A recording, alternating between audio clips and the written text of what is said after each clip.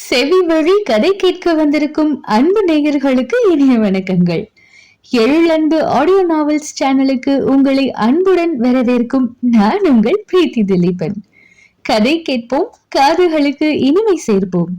இந்த audio novels உங்களுக்கு பிடித்திருந்தால் லைக் பண்ணுங்க. உங்கள் கருத்துக்களை கீழே கமெண்ட்ஸ்ல சொல்லுங்க. உங்கள் நண்பர்களுக்கும் ஷேர் பண்ணுங்க. நம்ம சேனலில் தொடர்ந்து கதைகளை கேட்டு மகிழ சப்ஸ்கிரைப் பண்ணுங்க. கூடவே நோட்டிபிகேஷன்ஸ் பெற பெல் பட்டனையும் தட்டி விடுங்க. இப்ப கதை கேட்கலாம் வாங்க. எழுத்தாளர் எழிலன்பு அவர்களின் ஓதும் காதல் கீதம், அத்தியாயம் 18. 3 மாதங்களை கடந்த ஒரு நன்னாள். அந்த நாள் ஒருத்திக்கு மட்டும் நல்ல நாள்தான். ஆனால் அவளை சார்ந்தவர்களுக்கு எப்படி என்று அவர்களின் முகபாவனையை பார்த்தாலே தெரிந்துவிடும். மலர்ந்த முகத்துடனும் பூரித்து போன மனத்துடனும் மனமேடையில் அமர்ந்திருந்தாள் அனலிகா. அவள் அருகில் அமர்ந்திருந்த அவளின் மனதிற்கு பிடித்தவனோ முகத்தோடு மனத்தையும் இறுக்கி வைத்தபடி தன் அருகில் இருந்தவள் புறம் திரும்பி விடக்கூடாது என்று கங்கணம் கட்டி கொண்டது போல் இருந்தான். அவனின் முக இறுக்கத்தை கீழே இருந்து ஒருவன் வெறித்து கொண்டு இருந்தான். அவன் நிதேஷ்.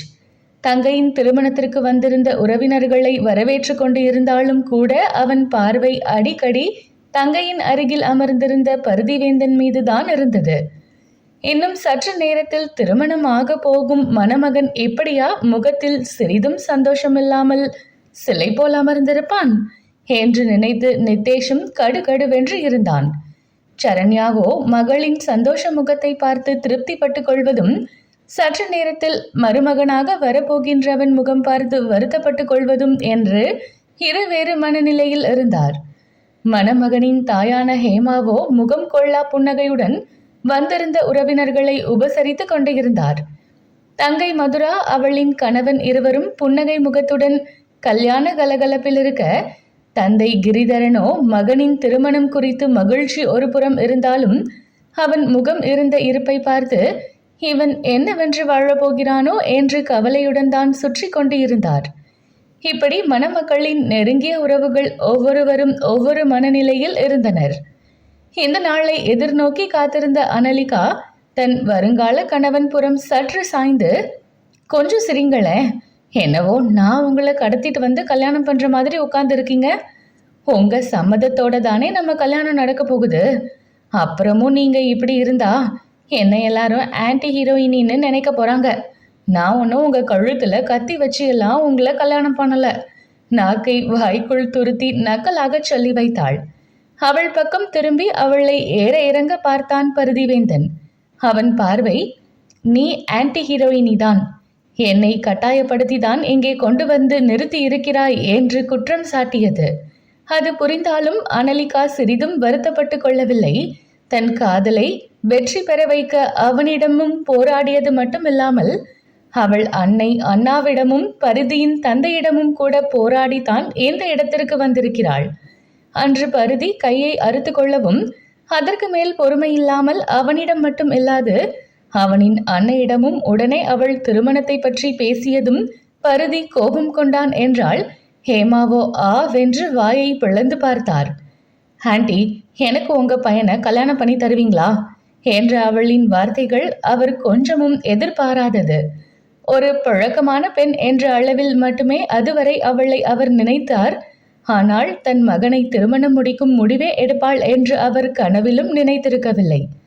என்ன ஆண்டி, பதில் சொல்ல மாட்டேங்கிறீங்க? உங்க மருமகளா வரும் தகுதி எனக்கு இல்லைன்னு நினைக்கிறீங்களா என்று கேட்டவளை, என்னம்மா என்று அலங்க பார்த்து தலையை மறுப்பாக அசைத்து கொண்டு இருக்கும் போதே பருதி கோபமாக கத்தினான். ஹேய், யார் நீ? அறிவோட தான் பேசிட்டு இருக்கியா? என்னை பத்தி என்ன தெரியும்னு காதல் கல்யாணம்னு பேசிட்டு இருக்க? நீ உன் காதலை என்கிட்ட சொன்ன போதே நான் உன்கிட்ட பேசாம விலகிட்டேன் தானே? அதுலயே என் பதில் உனக்கு புரியலையா? இப்ப வீட்டுக்கே வந்து கட்டிக்கிறியான்னு கேட்டுட்டு இருக்க. வெக்கமா இல்லையா உனக்கு என்று கோபமாக கேட்டவனை சலனமே இல்லாமல் பார்த்தாள் அனலிகா. நான் ஏன் வெக்கப்படணும் பருதி?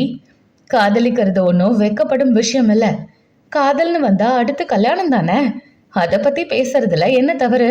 அதுக்கு எதுக்கு வெட்கம்? அதோட நானா உங்க வீட்டுக்கு வரல, ஆன்டி கூப்பிட்டு தான் வந்திருக்கேன். சொல்ல போனா நானே உங்களை நேர்ல சந்திச்சு பேச நினைச்சேன்.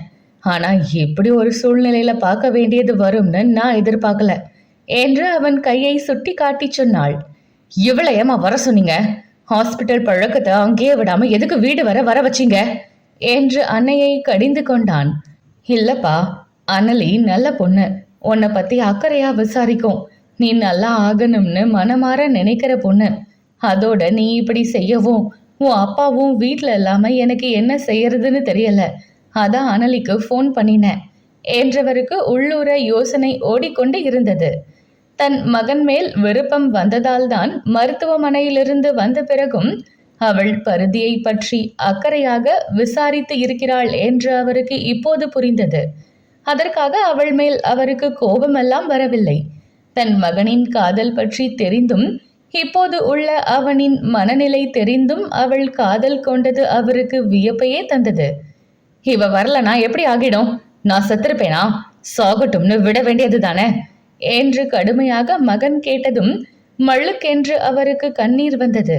அனலிகாவோ உள்ளே துடித்து போனாள். ஆனால் வெளியே அவள் எந்த உணர்வையும் காட்டவில்லை. அவன் வார்த்தைகள் அவளை பலமாக தாக்கியது மட்டும் உண்மை. என்னப்பா இப்படி பேசுற என்று தழுதழுத்தார் ஹேமா. அன்னையின் கலக்கம் கூட அவனை அசைக்கவில்லை. அனலிகாவை முறைத்து கொண்டு இருந்தான். அவனை பார்த்து கொண்டே, ஆண்டி, உங்க பையன் பயங்கர டிப்ரெஷன்ல இருக்காரு. இப்படியே விட்டா இன்னைக்கு முயற்சி பண்ணியதை ஒரு நாள் முடிச்சு காட்டிடுவாரு. அவர் அதுல இருந்து மீளணும்னா ஒன்று அவர் டாக்டர் கிட்ட ட்ரீட்மெண்ட் எடுக்கணும், இல்லைனா அவர் மனதை வேறு ஒரு விஷயம் பக்கம் திருப்பி விடணும். அவர் இப்படியே இருந்தா உங்க புள்ள உங்களுக்கு இல்லை. இப்போ உங்க மகன் என்ன நிலையில இருக்காரோ அந்த நிலையில நான் இருக்க நேரும் என்று அவள் இறுகிய குரலில் சொல்லிக் கொண்டே போக ஹேமா இன்னும் உடைந்தார். மகனின் நிலை ஒரு புறம் என்றால் அனலிகா மகன் மேல் வைத்திருக்கும் காதலின் ஆழமும் அவருக்கு புரிந்தது. அவர் அந்த யோசனையில் இருக்க, ஹேய், என்ன எனக்கு பைத்தியக்காரன் பட்டம் காட்ட பாக்குறியா? என் அம்மாவை ஏத்தி விட்டு என்ன பேஷண்டா மாத்த ட்ரை பண்ணிட்டு இருக்க நீ. அம்மா, இவளை நம்பாதீங்க. இவ ஹாஸ்பிட்டலுக்கு ஃபீஸ் வசூல் பண்ண வைக்க இப்படி கதை விட்டுட்டு இருக்கா. நான் நார்மலா தான் இருக்கேன் என்றான்.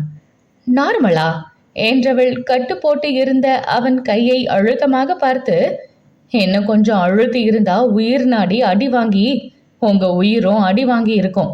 இது நார்மலா இருக்கிற மனுஷன் செய்யற காரியமா என்று அவள் கேட்க அவனோ முறைப்பை மட்டும் பதிலாக கொடுத்தான். ஹேமா அதுவரை என்ன முடிவு எடுப்பது என்று தடுமாடியவர் ஒரு முடிவுக்கு வந்தது போல் அனலிகா பக்கம் திரும்பி, நிஜமாவே பருதிய உனக்கு பிடிச்சிருக்காமா என்று கேட்டு வைத்தார்.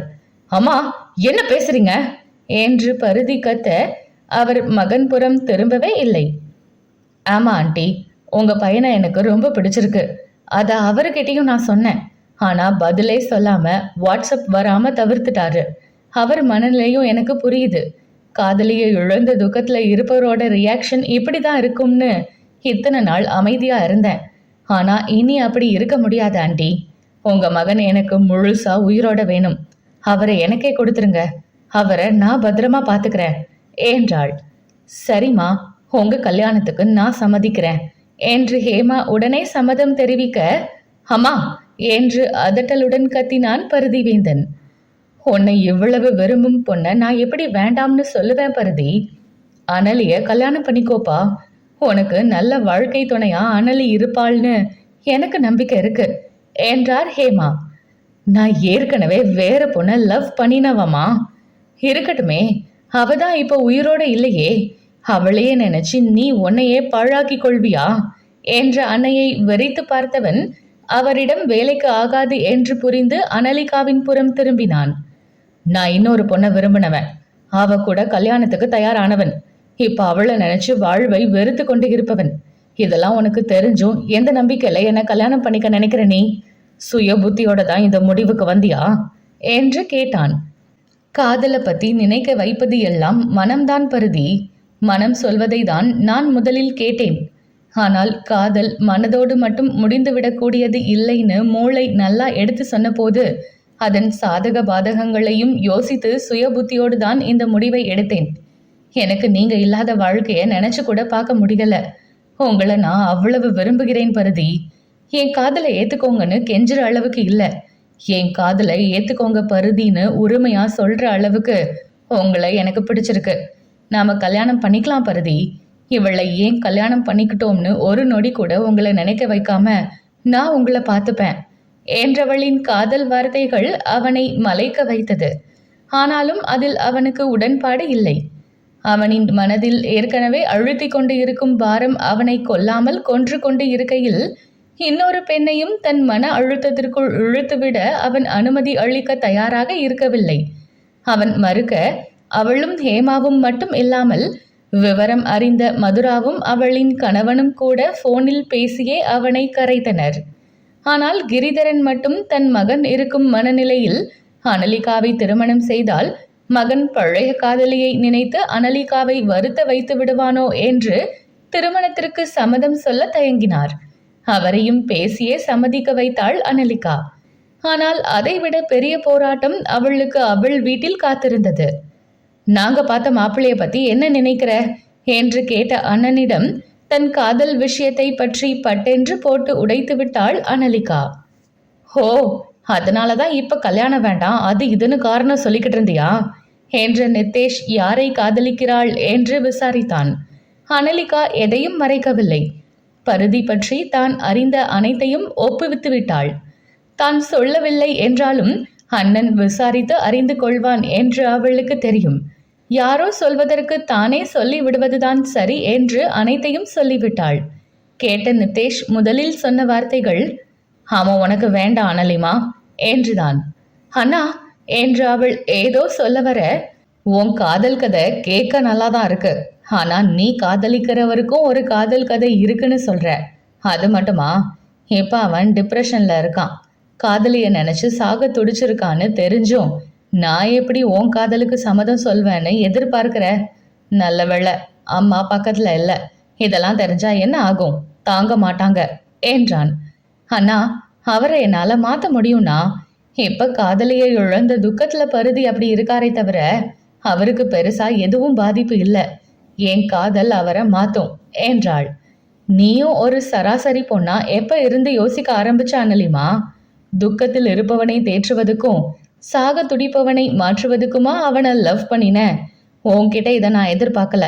உன்னோட இந்த கிறுக்குத்தனமான காதல் உனக்கு சரியா தெரியலாம், எனக்கு தப்பா தெரியுது. வேண்டாம், விட்டுடு உறுதியாக மறுத்தான் நித்தேஷ். முதல்ல அவருக்கு மரியாதை கொடுத்து பழகானா? உன்னோட தங்கச்சி மாப்பிள்ளையா வரப்போகிற வரை இப்படிதான் மரியாதை இல்லாம பேசுவியா என்று கடிந்து கொண்ட தங்கையை ஒரு மாதிரியாக பார்த்தான். நான் என்ன சொல்லிட்டு இருக்கேன், நீ என்ன சொல்லிக்கிட்டு இருக்க? உன் காதல் சரி வராதுன்னு சொல்லிக்கிட்டு இருக்கேன். நீ என்னன்னா அவனை இந்த வீட்டு மாப்பிள்ளைன்னு சொல்லிக்கிட்டு இருக்க என்று முகத்தை சுழித்தான். அப்படின்னா ஏன் முடிவுல நான் உறுதியா இருக்கேன்னு அர்த்தம் என்றாள் அழுத்தமாக. இது சரியில்லை அனலிமா. இப்ப காதலிய நினைச்சு சாக முடிவெடுத்தவன் கல்யாணம் முடிந்த பிறகும் அப்படி ஒரு முடிவு எடுக்க மாட்டான்னு என்ன நிச்சயம்? அப்படி எதுவும் நடந்தா உன் வாழ்க்கை என்ன ஆகும்? தெரிஞ்சே உன்னை நான் புதக்குழியில தள்ள முடியாது. அப்படியெல்லாம் எதுவும் ஆகாதுன்னா என்ன நம்பு என்றாள். எப்படி நம்ப முடியும்? நீயே சொன்ன அந்த ஆளுக்கே உன்னை கல்யாணம் பண்ணிக்க விருப்பம் இல்லைன்னு. அப்படி இருக்கும்போது எந்த நம்பிக்கையில என்ன நம்ப சொல்ற? இது உனக்கு பைத்தியக்காரத்தனமா தெரியல என்று தீர்க்கமாக கேட்டான். மரியாதை என்று அப்போதும் பல்லை கடித்துவிட்டே பேச்சை தொடர்ந்தாள். நம்பிக்கைதான் அண்ணா.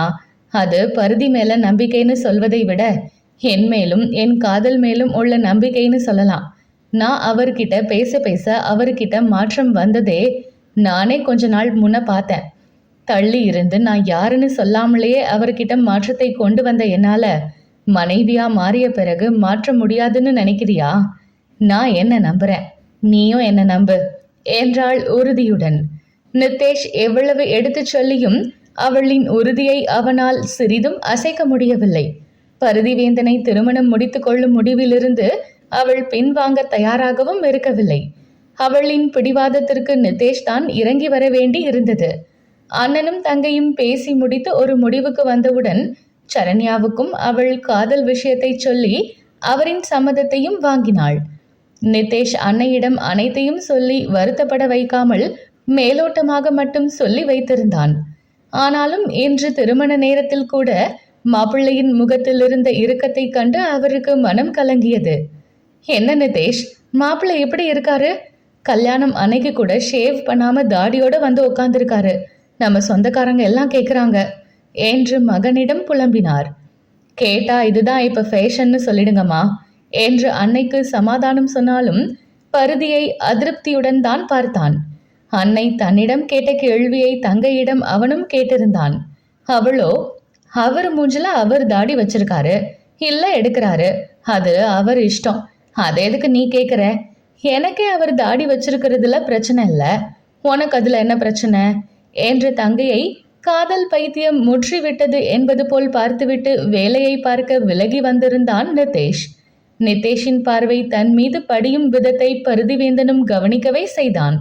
தன் அருகில் இருந்தவள் புறம் குனிந்தவன், உன் அண்ணனுக்கும் இந்த கல்யாணத்துல விருப்பம் இல்ல போல.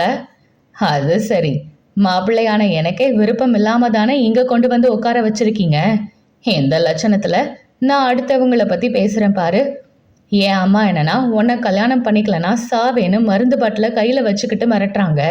அப்பா உனக்கும் ஒரு பொண்ணு வாழ்க்கையில வேணும்லப்பான்னு கெஞ்சலா பார்த்தே என்ன கரைச்சாரு. என் தங்கச்சி பெரிய மனுஷி மாதிரி எனக்கே அட்வைஸ் பண்ணினாள். மாப்பிள்ளை உங்க நல்லதுக்கு தானே சொல்றோம், இந்த வீட்டு மாப்பிள்ளையா நான் சொல்வதை கூட கேட்க மாட்டீங்களான்னு கேட்டாரு. நீ என்னன்னா, என்ன விட்டா உனக்கு வேற எவனுமே மாப்பிள்ளையா கிடைக்க மாட்டாங்கிறது போல காதல் வசனம் பேசின. இப்படி ஆளுக்கு ஆள் என்ன கார்னர் பண்ணி இங்கு கொண்டு வந்து நிறுத்தி இருக்கீங்க. தாலி கட்ட வச்சா மட்டும் போதுமா? அதுக்கு பிறகு எப்படி நான் உன் கூட வாழ்வேன்னு யோசிக்க மாட்டியா என்று கேட்டவனை புன் சிரிப்புடன் பார்த்தாள் அனலிகா. அந்த பார்வைக்கு அர்த்தம் புரியாமலேயே அவள் கழுத்தில் தாலி கட்டி முடித்தான் பருதிவேந்தன். அவளின் பார்வைக்கு அவளே அர்த்தம் சொல்ல ஆரம்பித்தாள் அனலிகா.